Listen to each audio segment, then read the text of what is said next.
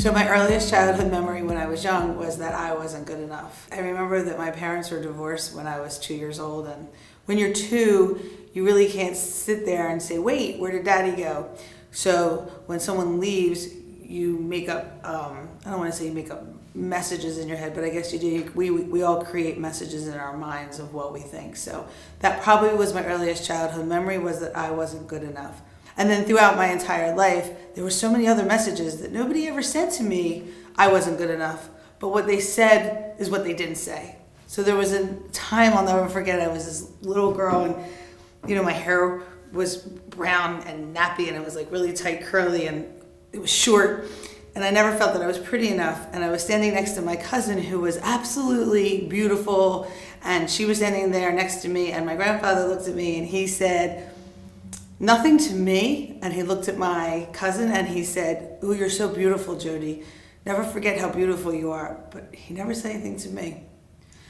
So what I took from that nonverbal message was that I wasn't pretty enough and I wasn't good enough.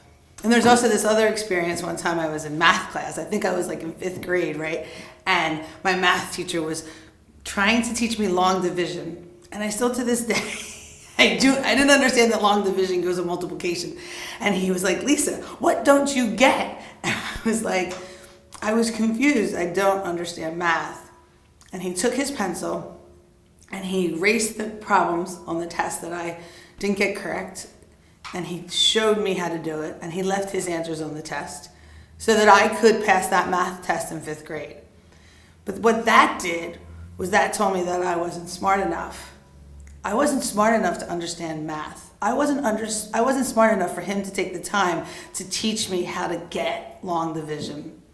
So here I was, most of my adult life, I wasn't smart enough, I wasn't good enough, and I wasn't pretty enough.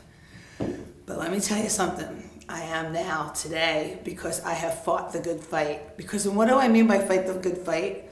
If we can tell ourselves that we're not good enough, why can't we tell ourselves that we are?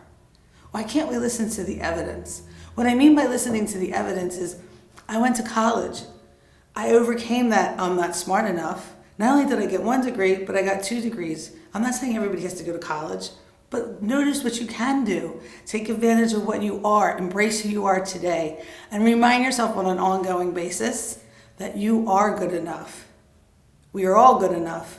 So in the morning when you wake up and you start telling yourself you're not good enough, remind yourself that you are.